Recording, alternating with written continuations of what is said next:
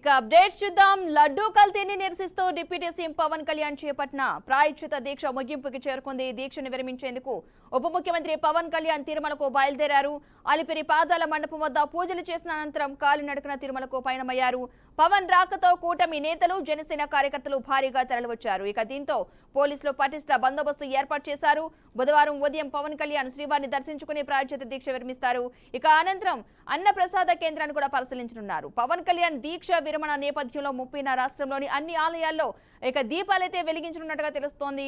ఇక ఈ రోజు ఓం నమో నారాయణ అనే మంత్రాన్ని ఆలయాలు, యోగ కేంద్రాల్లో కూడా పఠించాలని పార్టీ శ్రేణులు ముందుగానే జనసేన అధిష్టానం అయితే సూచించడం జరిగింది. ఇక రేపు నగర సంకీర్తన, 3 ఆలయాల్లో భజన కార్యక్రమాలు చేయాలంటూ కూడా పిలుపునిచ్చింది. ఇక ఇదే అంశానికి సంబంధించిన పూర్తి సమాచారాన్ని మా ప్రతినిధి గోపీనాథ్ అందిస్తారు. గోపి,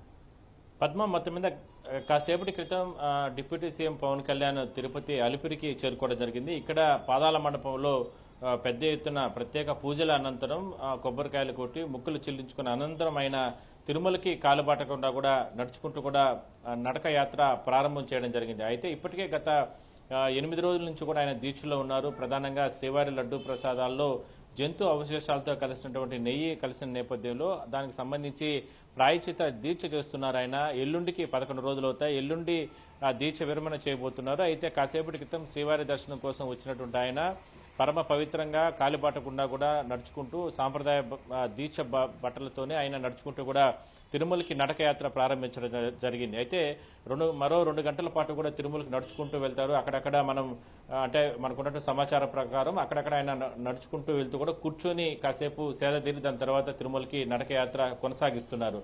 అయితే తిరుమలకి వెళ్ళిన తర్వాత రేపు తెల్లవారితో శ్రీవారి దర్శనాన్ని 8 గంటల నుంచి 9 గంటల లోపల దర్శనం చేసుకుంటారు.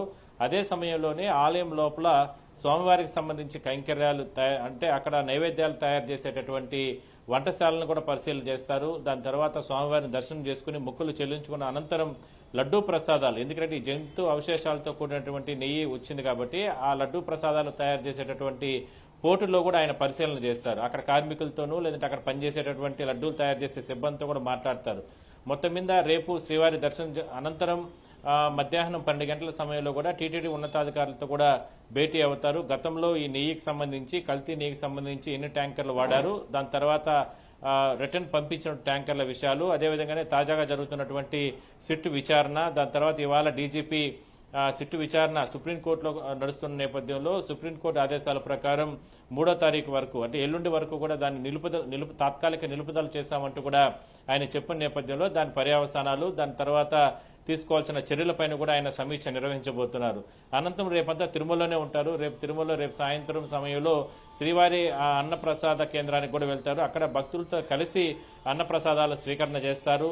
నాణ్యత పైన వాటిపైన కూడా దృష్టి పెడతారు. మొత్తం మీద ఎల్లుండి కూడా మరోసారి శ్రీవారిని దర్శనం చేసుకుని ఎల్లుండి సాయంత్రం తిరుగు ప్రయాణం అవుతారు. అయితే పవన్ కళ్యాణ్ వచ్చిన సందర్భంగా ఇక్కడ ఉన్నటువంటి కాలుబాట మార్గం కూడా ఆయన కాసేపటి క్రితం వెళ్లే సమయంలో పెద్ద ఎత్తున ఆయన అభిమానులు కావచ్చు, నడుచుకుంటూ వెళ్లేటటువంటి శ్రీవారి భక్తులు పెద్ద ఎత్తున సీఎం అంటూ ఆయన నినాదాలు చేయడం జరిగింది. అందరినీ ఆకట్టుకునే విధంగా కూడా ఆయన దీక్ష బట్టలతోనే నేరుగా ఇక్కడికి రావడం, అక్కడ ప్రత్యేకంగా పూజలు చేయడం, అంటే అక్కడ ఉన్నటువంటి స్వామివారికి సంబంధించిన పాదాల మండపంలో అనంతరం భక్తులతో కలిసి వాళ్ళతో మాట్లాడుతూ, వాళ్ళతో నవ్వుతూ, పలకరిస్తూ, మాట్లాడుతూ తిరుమలకి నడిచి వెళ్లిన నేపథ్యంలో అందరినీ కూడా ఆయన ఆకట్టుకుంటూ కూడా తిరుమలకి వెళ్లడం జరిగింది. భక్తులతో కలిసి ప్రస్తుతానికి తిరుమలకి నడుచుకుంటూ వెళ్తున్నారు.